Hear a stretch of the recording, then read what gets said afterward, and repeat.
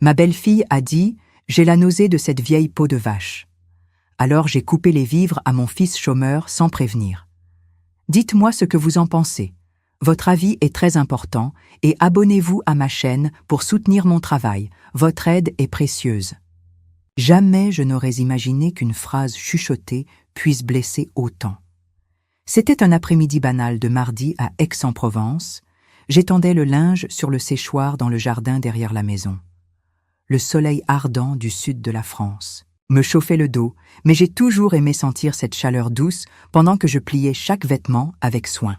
À 67 ans, j'ai appris à trouver de la joie dans les petites choses, ou du moins, j'essayais.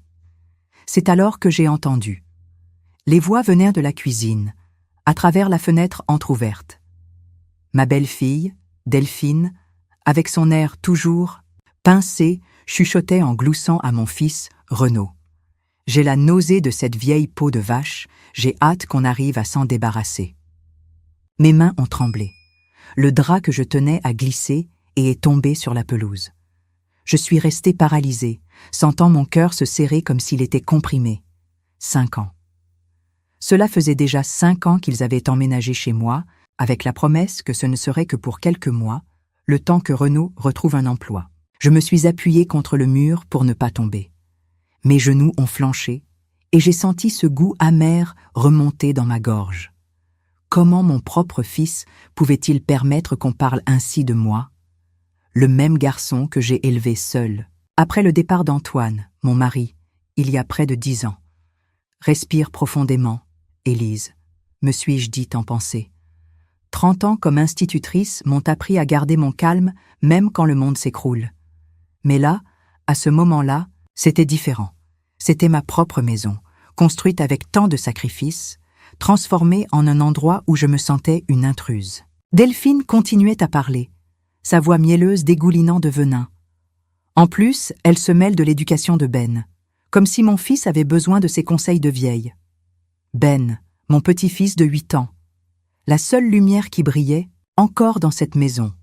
J'ai pensé à lui jouant du piano avec moi les après-midi de dimanche, ses petits yeux brillants quand il réussissait une note. C'était pour lui que je supportais tant de choses.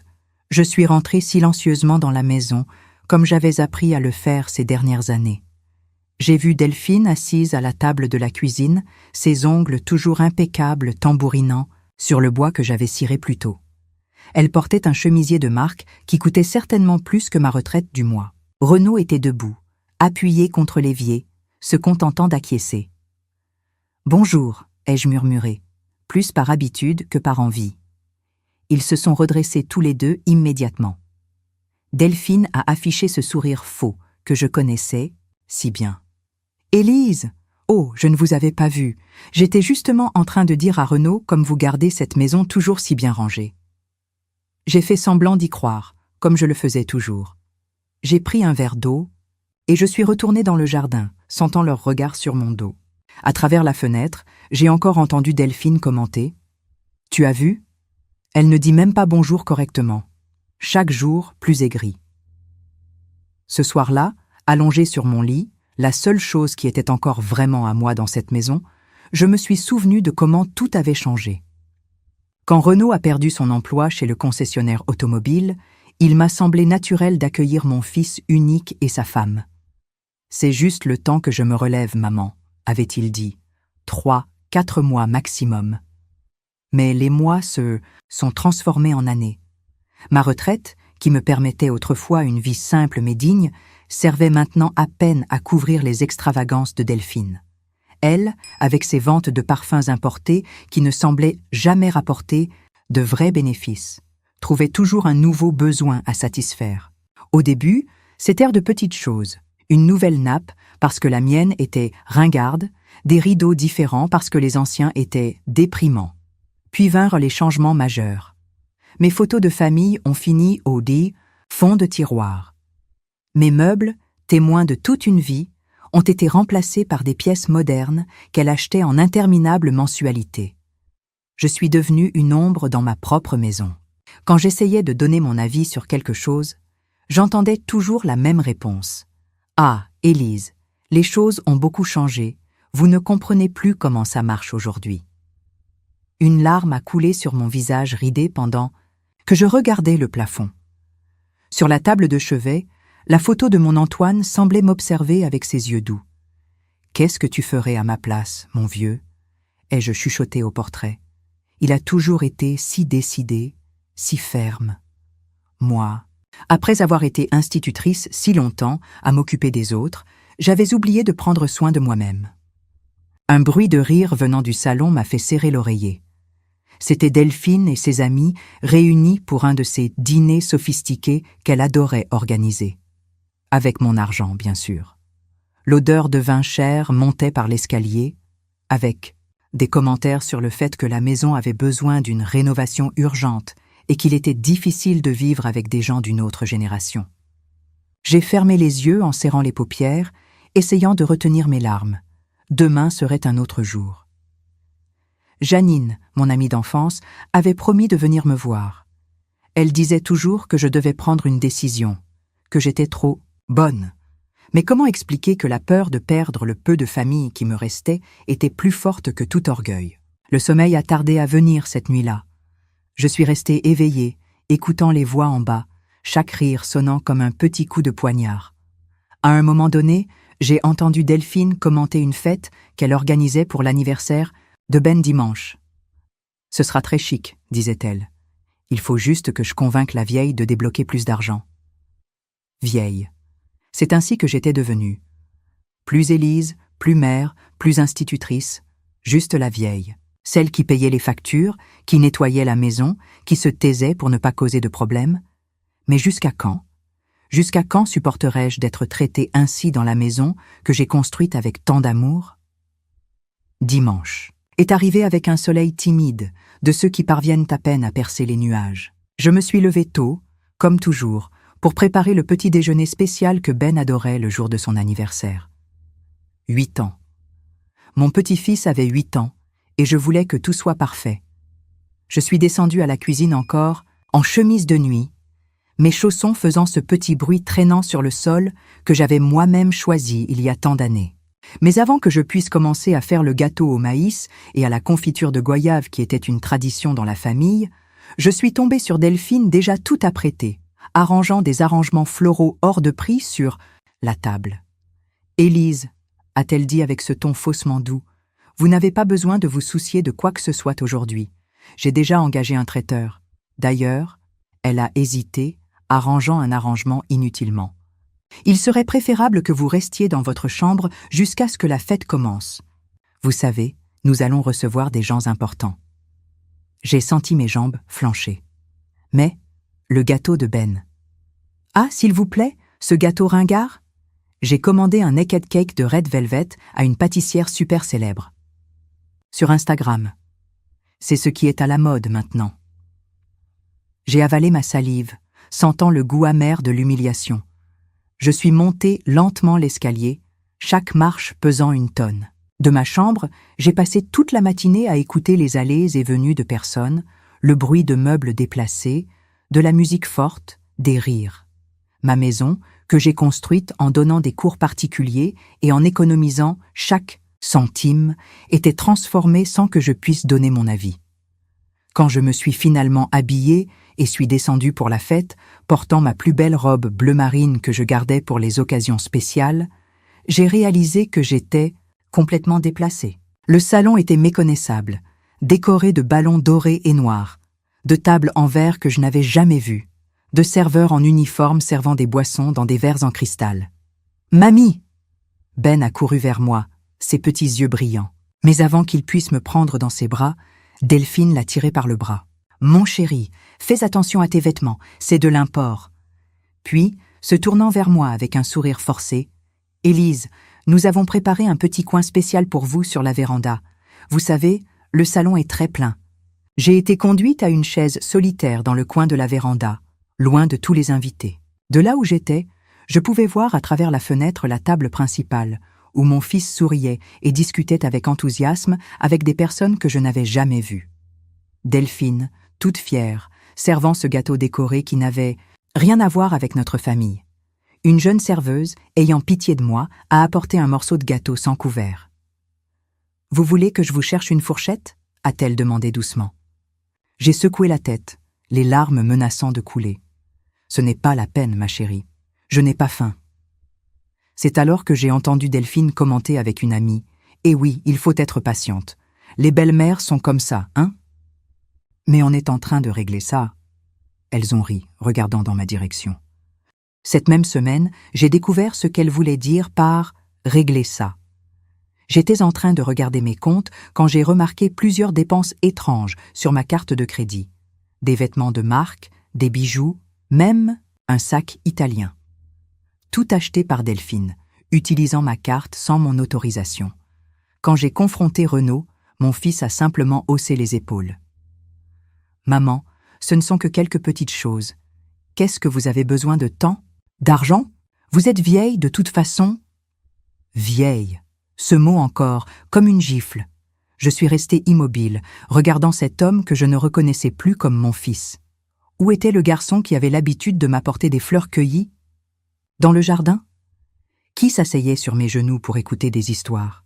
Les choses ont empiré quand j'ai trouvé mes anciennes photos jetées à la poubelle.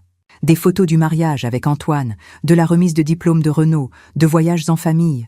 Tout traité comme des déchets par Delphine qui voulait moderniser la décoration. Sentant une douleur aiguë dans ma poitrine, j'ai appelé Renaud.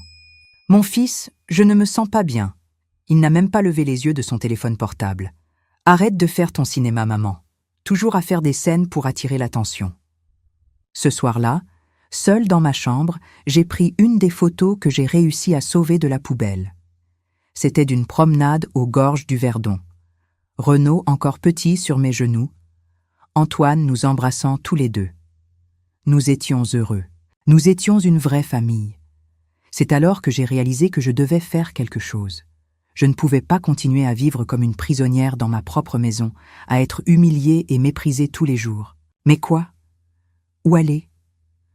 Comment recommencer à 67 ans? Le lendemain matin, j'ai pris mon courage à deux mains et je suis allée au centre culturel d'Aix-en-Provence. J'avais besoin de sortir de cette maison, de respirer d'autres airs. Sur le tableau d'affichage, une affiche colorée a attiré mon attention, cours de rock pour seniors. Je suis restée à regarder ce papier, me souvenant de comment Antoine et moi adorions danser dans les bals du dimanche. « Vous êtes intéressé par les cours, vous aussi ?» Une voix douce m'a tirée de mes pensées. C'était une dame élégante, avec des cheveux gris attachés en un chignon discret. « Je suis Yvette, la professeure. Le premier cours est gratuit. » J'ai hésité. Depuis combien de temps n'avais-je rien fait que pour moi? Depuis combien de temps ne m'étais-je pas permis de sourire sincèrement? Je crois que je vais essayer, ai-je répondu timidement. Ce que je ne savais pas, c'est que cette décision apparemment simple serait le premier pas vers un changement beaucoup plus grand dans ma vie. Un changement qui commencerait avec des pas de danse et se terminerait par une leçon que ma belle-fille et mon fils n'oublieraient jamais. Les cours de rock au centre culturel sont devenus mon petit refuge. Tous les mardis et jeudis, j'échappais à la prison que ma maison était devenue, et pendant 2 heures, je redevenais simplement Élise. Pas la vieille, pas la belle-mère gênante, pas le fardeau, juste Élise, une femme qui savait encore sourire. Yvette, la professeure de danse, avait cette façon spéciale de faire se sentir important chaque élève. À 70 ans, elle rayonnait d'une énergie que j'enviais secrètement. « Allez, Élise, » disait-elle, ajustant ma posture. « Laissez ce corps parler. La musique est dans notre âme, pas dans notre âge. » C'est dans un de ces cours que j'ai rencontré Gérard, veuf, 72 ans, des yeux doux, qui me rappelait tant mon Antoine. Il apportait toujours un recueil de poèmes sous le bras et, pendant les pauses, lisait des extraits à qui voulait l'écouter. Sa voix avait cette cadence agréable, comme si chaque mot était une caresse. « Vous avez un sourire triste », m'a-t-il dit un jour après le cours. De ceux qui gardent des histoires, qui ont besoin d'être racontées. Et ainsi, entre un pas et l'autre de rock, j'ai commencé à me confier. J'ai raconté la solitude dans ma propre maison, les humiliations quotidiennes, comment mon fils était devenu un étranger. Gérard écoutait avec attention, ses yeux remplis de compréhension. « Vous savez, Élise, a-t-il dit doucement, Parfois, il faut faire un pas en arrière pour pouvoir en faire deux en avant. Ces mots ont continué à résonner dans ma tête quand je suis rentrée chez moi cet après-midi. J'ai trouvé Delphine au téléphone, parlant fort dans le salon qui était autrefois mon coin de lecture et qui était maintenant envahi par des meubles que je ne reconnaissais plus. « Oui, vous pouvez prendre rendez-vous », disait-elle, baissant la voix en me voyant. Elle ne se doutera de rien. « Oui, j'ai déjà tous les documents. »« Non, ne vous inquiétez pas. Ce sera plus facile qu'il n'y paraît. » Quelque chose dans son ton m'a inquiétée. Je suis montée dans ma chambre, sentant cette oppression dans ma poitrine qui était devenue si familière. C'est alors que j'ai remarqué que mon tiroir de documents était légèrement en désordre, contrairement à la façon dont je le laissais toujours. Cette nuit-là, je n'ai pas réussi à dormir. Les mots de Delphine au téléphone, le tiroir fouillé, les regards, échangés entre elle et Renaud. Il se passait quelque chose que je ne parvenais pas à comprendre complètement. Le lendemain, faisant semblant d'aller au cours de rock, je suis allé voir un avocat dans le centre-ville. Maître Dubois, un monsieur aux cheveux gris et aux lunettes à monture fine, m'a reçu avec respect, quelque chose que j'avais oublié ce que c'était. « Madame Élise, a-t-il dit après avoir écouté mon histoire, vous avez bien fait de venir. »« Très bien. » Puis, avec une expression grave, il a continué. « Parce que ce que nous avons découvert est très grave. » Mon cœur s'est presque arrêté quand il m'a montré les documents. Delphine et Renaud préparaient une procédure de mise sous tutelle judiciaire contre moi. Ils voulaient me déclarer incapable d'administrer ma propre vie, mes biens, ma maison. Tout ce que j'ai construit, avec tant de sacrifices. « Ils veulent me faire interner ?» ai-je demandé, ma voix tremblant. « Pas nécessairement, mais ils veulent le contrôle total sur vos décisions et votre argent. Légalement, vous seriez considéré comme incapable. » Je suis sortie du cabinet en sentant le monde tourner. Les rues d'Aix-en-Provence, que je connaissais, si bien après tant d'années, me semblaient étranges et hostiles. Comment mon propre fils pouvait-il me faire ça? Comment en étais-je arrivée là? Je me suis assise sur un banc de la place centrale, celle-là même où j'avais l'habitude d'emmener Renaud jouer quand il était petit. Les larmes coulaient silencieusement sur mon visage ridé. Une dame qui passait m'a offert un mouchoir. « Tout va bien, ma petite dame ?» a-t-elle demandé. J'ai secoué la tête, incapable de parler. Comment expliquer que mon monde était en train de s'écrouler? Que mon propre fils, celui que j'ai bercé tant de nuits, conspirait maintenant dans mon dos pour me déclarer incapable? Je suis rentrée à la maison comme un fantôme. Delphine était dans la cuisine, organisant un de ces dîners chers de « plus avec mon argent ». En me voyant, elle a affiché ce sourire faux que je voyais maintenant avec tant de clarté. « Élise, comment s'est passé le cours de rock? Vous ne pensez pas que vous êtes, bien, un peu trop vieille pour ces choses-là » Je n'ai pas répondu. Pour la première fois, j'ai vu au-delà du masque de fausse inquiétude. J'ai vu la femme calculatrice qui prévoyait de me détruire, qui avait empoisonné mon fils contre moi, qui voulait me réduire à rien. Je suis montée dans ma chambre et, assise sur le bord du lit, j'ai regardé la photo d'Antoine. « Donne-moi de la force, mon vieux », ai-je chuchoté, parce que maintenant, je vais en avoir besoin de beaucoup. Cette nuit-là, je n'ai pas dormi. J'ai passé mon temps à planifier chaque étape de ce que je devais faire. D'abord, je devais protéger mon argent. Ensuite, trouver un endroit à moi. Et surtout, je devais faire tout cela sans qu'il ne se doute de rien. Le lendemain matin, quand Delphine est partie pour ses ventes de parfums et que Renaud dormait encore, il ne se levait jamais tôt, après tout. Pourquoi un homme de 42 ans au chômage se soucierait-il des horaires? Je suis allée à la banque. Je veux annuler toutes les procurations, ai-je dit à la directrice. Et j'ai besoin de conseils pour acheter un bien immobilier. La femme m'a regardée avec compréhension. Combien d'histoires comme la mienne? Avait-elle déjà dû entendre? « Vous avez tous les documents en règle ?» a-t-elle dit après avoir vérifié dans le système. « Et votre retraite permet un petit financement, si vous le souhaitez. » Je suis sortie de la banque en ressentant quelque chose que je n'avais pas ressenti depuis longtemps, de l'espoir. Petit, fragile, mais il était là. Comme une petite graine qui commence à germer après un hiver très long. Au centre culturel, j'ai trouvé Gérard qui m'attendait avec un nouveau recueil de poèmes. « Je l'ai apporté spécialement pour vous », a-t-il dit. Il parle de nouveaux départs. Nous nous sommes assis ensemble sur le banc du jardin et il a commencé à lire. Chaque vers parlait de courage, de nouveaux chemins, de libération. À un moment donné, sans m'en rendre compte, mes larmes ont commencé à couler. « Excusez-moi », ai-je murmuré en essuyant mon visage. « Ne vous excusez ?»« Pas de ressentir, Élise, » a-t-il répondu doucement. « Les larmes nettoient l'âme. Et parfois, il faut laisser la douleur sortir pour que la force puisse entrer. » C'est là, en écoutant des poèmes dans un jardin d'Aix-en-Provence, que j'ai pris ma décision. Je ne serai plus la victime de ma propre histoire. Il était temps de réécrire ma fin.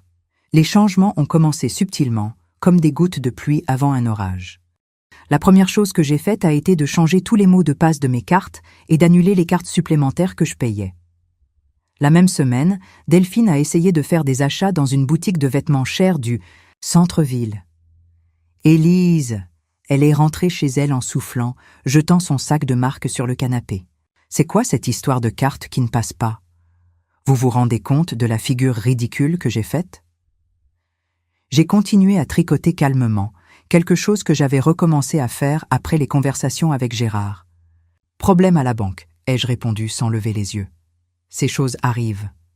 Mais elle ne s'est pas contentée de la réponse. « Renaud, viens ici, ta mère est en train de manigancer quelque chose. » Mon fils est descendu les escaliers en traînant les pieds, comme il le faisait toujours. Je l'ai regardé et, pour la première fois depuis longtemps, je n'ai pas baissé les yeux. « Mon fils, nous devons parler d'argent. » « C'est quoi cette histoire, maman? Vous ne vous êtes jamais soucié de ça avant? » « Je m'en suis soucié, oui, » ai-je répondu en posant mon tricot. « Je faisais juste semblant de ne pas vous voir dépenser tout mon argent. Mais c'est fini. » Le visage de Delphine est devenu rouge. « Comment ça, c'est fini? Vous ne pouvez pas faire ça. Nous habitons ici, nous prenons soin de vous. »« Vous? Prenez soin ?» Ma voix est sortie plus ferme que je ne l'espérais. En jetant mes photos à la poubelle, en prévoyant de me mettre sous tutelle? Ils ont tous les deux figé. Renaud a pâli et Delphine a commencé à bégayer. Quelle absurdité! Qui vous a mis ces idées dans la tête? Personne n'a eu besoin de mettre quoi que ce soit, ai-je répondu en me levant lentement de ma chaise. Je suis peut-être vieille, mais je ne suis pas idiote. Vous avez oublié que j'ai été institutrice pendant 30 ans? Que j'ai appris à des générations d'élèves à penser par eux-mêmes? À ce moment-là, Ben est entré dans la pièce. Mon petit-fils, si sensible, a perçu la tension dans l'air et est venu directement vers moi. Instinctivement, j'ai posé ma main sur ses épaules. « Mon chéri, va dans ta chambre », a ordonné Delphine sèchement. « Non », ai-je répondu avant qu'il ne bouge. « Laisse-le rester. Il est temps qu'il apprenne que le respect n'a pas d'âge. » Renaud a fait un pas en avant, essayant d'intimider. « Maman, vous êtes très nerveuse. Je pense qu'il vaut mieux que nous prenions rendez-vous avec un médecin. »« Ce n'est pas nécessaire, mon fils. J'ai déjà consulté un professionnel, sauf que c'était un avocat, pas un médecin. » Le silence qui a suivi était assourdissant. Delphine a attrapé le bras de Renaud, ses ongles rouges s'enfonçant dans sa peau. « Votre mère est devenue folle. J'ai toujours dit que ces cours de danse allaient poser problème. » J'ai souri, un sourire triste mais déterminé. Les cours de danse m'ont sauvé. Ils m'ont fait me souvenir de qui je suis. Et vous savez quoi? Je pense à déménager. Déménager? Renaud a ri nerveusement. Où ça? Vous n'avez nulle part où aller. Si, j'en ai, ai-je répondu calmement. J'ai trouvé un petit appartement près du centre culturel. J'ai déjà versé un acompte avec mes économies. La réaction a été immédiate. Delphine a commencé à pleurer, de cette manière théâtrale qu'elle maîtrisait si bien. Renaud s'est passé les mains dans les cheveux, désespéré. « Maman, vous ne pouvez pas faire ça. Comment allons-nous? Enfin, comment allez-vous? Vous débrouillez seul. De la même manière que je me suis débrouillé toutes ces années, mon fils. Sauf que maintenant, je n'aurai pas à entretenir 2 adultes qui peuvent très bien travailler. » Ben, qui était resté silencieux jusqu'à présent, a serré ma main. « Mamie, je peux venir habiter avec vous? » Avant que je puisse répondre, Delphine l'a tiré avec force. « Ne dis plus jamais ça. Ta grand-mère est sénile, elle ne se rend pas compte. » Sénile? Le mot m'a atteint comme une gifle, mais il n'a pas fait aussi mal qu'avant. C'est marrant, ma fille. Sénile, c'est celui qui oublie les choses, non? Alors explique-moi pourquoi je me souviens parfaitement de chaque achat que tu as fait avec ma carte, de chaque commentaire méchant, de chaque humiliation. J'ai sorti de ma poche un papier plié. Voici la liste de tout ce que vous avez dépensé au cours des 6 derniers mois. L'avocat a trouvé ça très intéressant, vous savez. Delphine a commencé à trembler. C'est du chantage. Renaud, fais quelque chose. Mais Renaud était paralysé, regardant le sol comme il le faisait quand il était enfant après avoir fait une bêtise. Ce n'est pas du chantage, ai-je répondu, doucement. C'est la justice. Vous avez 1 semaine pour trouver un autre endroit où habiter. Vous ne pouvez pas nous expulser, a crié Delphine. Nous avons des droits. Oui, vous en avez. Les mêmes droits que j'ai de vivre en paix dans ma propre maison. Je me suis tournée vers Renaud. Mon fils, tu seras toujours mon fils. Mais il est temps que tu sois un homme. Et que tu marches sur tes propres jambes. Ce soir-là, seule dans ma chambre, j'ai entendu les discussions animées des deux dans la chambre d'à côté. Des plans désespérés, des menaces vides, des promesses de vengeance. Mais pour la première fois depuis des années, j'ai dormi en paix. Le lendemain matin, j'ai trouvé Ben assis sur l'escalier qui m'attendait. « Mamie, je ne veux pas que vous partiez. » Je me suis assise à côté de lui, mon cœur serré. « Je ne vais pas quitter ta vie, mon amour. Je vais juste dans un endroit où je peux être heureuse à nouveau. »« Je peux venir vous rendre visite ? » ?»« Quand tu veux, » ai-je répondu en retenant mes larmes. « Et tu sais quoi ? J'ai acheté un clavier. Nous pourrons continuer nos cours de piano. » Ses petits yeux ont brillé. « Vraiment ? Maman dit que le piano, c'est pour les vieux ? La musique n'a pas d'âge, mon amour. Tout comme l'amour non plus. » Dans les jours qui ont suivi, j'ai commencé à trier mes affaires. Chaque photo sauvée de la poubelle. Chaque souvenir qui avait survécu au mépris de Delphine. J'ai trouvé l'ancien album de mon mariage avec Antoine, les médailles que j'ai gagnées en tant qu'institutrice, les dessins que Renaud faisait à l'école. Gérard venait tous les jours pour aider, apportant toujours un nouveau poème pour me fortifier. Chaque objet a une histoire, disait-il en m'aidant à emballer les porcelaines de grand-mère. Mais les histoires les plus importantes sont celles que nous allons encore vivre. Delphine et Renaud oscillaient entre tentatives de manipulation et accès de fureur. Tantôt ils implorèrent le pardon, jurant de changer, tantôt ils me menacèrent de procès et de scandale. Mais quelque chose avait changé en moi. La peur avait cédé la place à la certitude que je faisais la bonne chose. 1 semaine plus tard, alors que le délai touchait à sa fin, j'ai reçu un appel de la banque. La directrice, d'une voix inquiète, m'a alertée. « Madame Élise, il y a eu une tentative de virement important de votre compte. Nous avons réussi à bloquer le virement à temps. » C'était leur dernière carte à jouer. La dernière tentative désespérée de me prendre ce qu'ils pouvaient, mais cette fois, j'étais préparée. J'avais appris à me protéger. Le déménagement dans le nouvel appartement a eu lieu un samedi matin. Le ciel d'Aix-en-Provence était particulièrement bleu, comme si même la nature voulait célébrer mon nouveau départ. Gérard avait réussi à emprunter un petit camion avec son neveu, et Yvette a fait venir quelques élèves du cours de rock pour aider. C'était étrange de voir tant de gens se soucier de moi, après avoir été invisible pendant si longtemps. Delphine et Renaud observaient tout depuis le balcon, les visages fermés. Ils n'avaient pas encore trouvé d'autre endroit où habiter. Selon eux, tout était trop cher pour leur niveau de vie. Le niveau de vie que mon argent entretenait, ai-je pensé en portant une boîte avec mes céramiques. « Maman !» Renaud s'est approché quand je fermais le portail pour la dernière fois. « Il est encore temps de faire marche arrière. Nous promettons que nous allons changer. » J'ai regardé dans ses yeux, à la recherche de mon petit garçon d'autrefois. « Non, mon fils. Maintenant, il est temps que tu changes seul. » Delphine est arrivée en courant, le visage rouge. « Vous allez le regretter. Vous allez vous retrouver seul. Personne ne voudra s'occuper d'une vieille femme têtue. » J'ai souri, un sourire calme qui l'a déconcerté. « Je préfère la solitude que j'ai choisie à l'humiliation que vous m'avez imposée. » Le nouvel appartement était petit mais accueillant. Un salon clair, une chambre confortable, une cuisine qui, bien que minuscule, avait suffisamment d'espace pour faire mes gâteaux. Sur le balcon, j'ai mis mes plantes sauvées de l'ancien jardin. Le nouveau clavier était dans un coin spécial du salon, attendant les visites de Ben. C'est justement en pensant à lui que j'ai passé mon premier coup de fil après m'être installé. « Allô, Janine, j'ai besoin d'un service très spécial. » Mon amie d'enfance, qui était également avocate retraitée, a compris immédiatement ce que je voulais. Le lendemain, elle est apparue avec tous les documents nécessaires. « Tu es sûre, Élise ? C'est une décision très sérieuse. »« Je le suis, » ai-je répondu sans hésiter. « Je veux changer mon testament. » La nouvelle de ce que j'avais fait est parvenue aux oreilles de Delphine et Renaud une semaine plus tard. Comme je l'imaginais, ils sont apparus désespérés à ma porte. « Vous ne pouvez pas faire ça !» criait Delphine, son visage déformé par la colère. « C'est notre héritage. »« Non, ma chère, » ai-je répondu calmement. « C'était un cadeau que vous avez jeté quand vous avez décidé de me traiter comme des déchets. » Le Nouveau Testament était simple.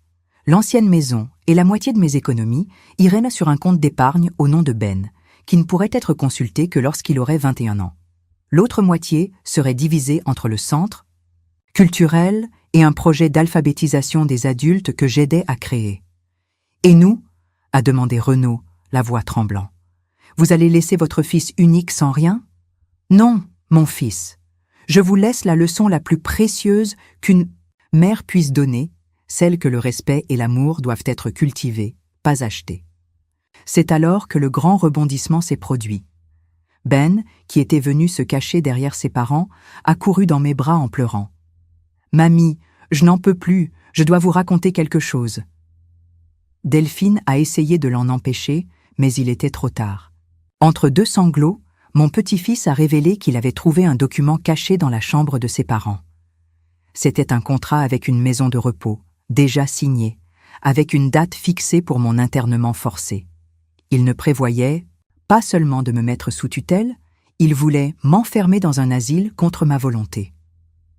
Le silence qui a suivi était assourdissant. Renaud, pour la première fois, a semblé se rendre compte de la gravité de ce qu'il avait accepté de faire. Delphine, voyant son plan exposé par un enfant de 8 ans, a commencé à pleurer vraiment, pas ces larmes fausses habituelles. « Vous pouvez partir », ai-je dit doucement en serrant Ben dans mes bras. « Et ne revenez plus. » Après leur départ, je me suis assise avec mon petit-fils au piano. Pendant qu'il jouait les premières notes de Au clair de la lune, j'ai remarqué que des larmes silencieuses coulaient sur son petit visage. « Mamie, ce sont des mauvaises personnes ? » ?»« Non, mon amour. Ce sont des gens perdus, et parfois, les gens qui sont perdus blessent les autres sans s'en rendre compte. » Dans les mois qui ont suivi, ma vie a fleuri d'une manière que je n'aurais jamais cru possible. Le projet d'alphabétisation a pris de l'ampleur et 3 fois par semaine, je recommençais à faire ce que j'aimais le plus, enseigner. Mes élèves, tous âgés de plus de 60 ans, m'appelaient affectueusement « Professeur Élise » et partageaient leurs propres histoires de dépassement de soi. Les cours de rock ont continué, et Gérard est devenu plus qu'un ami. Notre premier baiser a eu lieu après un spectacle de danse, timide comme celui de 2 adolescents. « Il n'est jamais trop tard pour recommencer », a-t-il chuchoté. Et pour la première fois depuis des années, j'ai senti mon cœur battre plus fort. Ben a commencé à me rendre visite régulièrement, s'échappant toujours avec l'aide de sa nounou, qui s'était apitoyée sur notre histoire. Chaque visite était une découverte. En plus du piano, il s'est intéressé à la littérature et nous avons créé un petit club de lecture rien que pour nous. Renaud a tenté de me contacter à plusieurs reprises, mais toujours par le biais de demandes d'argent. À chaque refus de ma part, je ressentais un mélange de douleur et de libération. Delphine, en revanche, a complètement disparu après avoir appris ma relation avec Gérard. La vieille s'est trouvée un petit ami. S'est-elle moquée au téléphone? Quelle horreur! Mais ses paroles n'avaient plus de pouvoir sur moi. À 67 ans, j'avais découvert que l'amour peut arriver à tout âge, que les amitiés véritables n'ont pas de date de péremption, et qu'il n'est jamais trop tard pour reconstruire sa propre histoire. Par un après-midi particulièrement beau, alors que j'arrosais mes plantes sur le balcon du nouvel appartement, J'ai reçu un appel inattendu. C'était la directrice du centre culturel. « Madame Élise, vous devez venir ici de toute urgence. » Quand je suis arrivée là-bas, mon cœur a presque arrêté de battre. La salle était pleine d'élèves du projet d'alphabétisation, chacun tenant une lettre qui formait une phrase. « Merci de nous apprendre à lire notre propre histoire. » Gérard était là aussi, avec un bouquet de marguerites, mes fleurs préférées. Bam, qui s'était enfui une fois de plus de chez lui, a couru jouer « Joyeux anniversaire » sur le piano du salon. Et Yvette, avec ses 70 ans de sagesse, m'a serré dans ses bras en disant « Vous voyez, parfois, il faut tout perdre pour trouver qui nous sommes vraiment. » Ce soir-là, allongé sur mon lit, j'ai regardé par la fenêtre le ciel étoilé d'Aix-en-Provence. J'ai pensé à tout ce que j'avais vécu, aux larmes versées, aux batailles gagnées. J'ai pensé à mon Antoine, qui serait certainement fier de me voir ainsi, entière, forte, maîtresse de moi-même. « Vous n'avez pas peur de vous retrouver seule ?» une élève m'avait demandé plus tôt. « Non, ma chérie », ai-je répondu en souriant. Parce que j'ai découvert qu'être seule est très différent d'être solitaire. Et je ne serai plus jamais solitaire. Et là, dans ce petit appartement mais rempli d'amour, j'ai compris que j'avais réussi non seulement à survivre, mais à renaître, comme une fleur qui pousse sur l'asphalte, prouvant qu'il n'est jamais trop tard pour s'épanouir. Parce qu'au final, peu importe combien de fois ils essaient de nous faire tomber. Ce qui compte, c'est combien de fois nous choisissons de nous relever, de secouer la poussière et d'aller de l'avant, avec la certitude que chaque lever de soleil apporte une nouvelle chance d'être heureux. Et moi, Élise Vittorino, à 67 ans, j'avais enfin appris la plus grande leçon de toutes, celle que la vie ne s'arrête pas quand on vieillit. Parfois, c'est justement là qu'elle commence vraiment.